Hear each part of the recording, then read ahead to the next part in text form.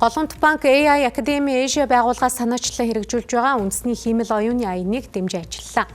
2025 оноос эхлэн 5 жилийн хугацаанд хэрэгжүүлэх угааны хүрээнд Монгол улсын өнцөг булан бүрт ажиллаж байгаа ерөнхий боловсролын сургуулийн багш нарыг чадахжуулан хиймэл оюуны 2500 хүний нөөц бэлтгэх юм байна.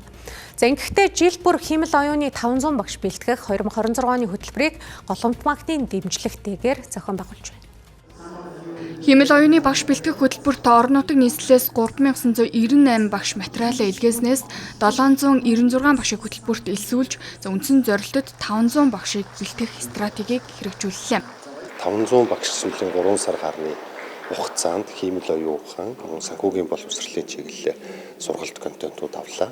За одоо энэ багш нарын маань одоо гол зүйл бол буцаж очиод 20,000 гаруй одоо оюутан сурагчид хиймэл оюухан болон санхүүгийн боловсролын ойлголт мэдээллийг өгөх нь маш чухал байдаг. Хуучин бол мэдээлэл зүйн багш гэдэг нь орж ирсэн. Тэгэхээр яг гол асуудал юу байгаа гэхээр мэдээж хиймэл оюухан гэдэг бол дэлхийн нийтийг өөрчилж байгаа. Томоохон байгууллагууд бол энэ дээр ач холбогдол өгж байгаа. Гэхдээ яг Монгол улсын иргэдэд очиж юм уу? Ялангуяа бүх одоо энэ сум дүүрэг дээр очиж юм уу? Хүүхдүүдэд очиж юм гэдэг бол бидний чухал байгаа.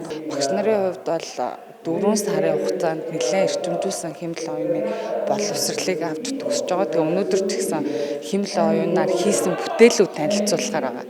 Тэгэхээр багш нар бол анхан шатны түвшинд биш өөрсдөө хиймэл оюун ухсраад ямар нэгэн бүтээгдэхүүн, вебсайт, аппликейшн хийх төвшөнд очичоод хүүхдүүдтэй зааж байна гэсэн. Өөрийгөө ахиулаад одоо жишээлбэл веб хөгжүүлэх тийм ээ аливаа асуудлыг бас хиймэл оюун ухаанаар бас шийдвэрлэж болдгийм байна гэдгийг бас мэдэж авсан.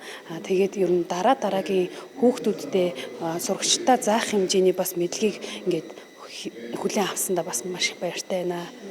Энэхүү санаачлах нь Монгол улсын хүүхэд залуус дэлхийн технологийн хөгжлөөс хоцрохгүй байх мэдлэгт суурилсан ирээдүйн нийгмийг цогцлооход чухал хувь нэмэр оруулсаар байна.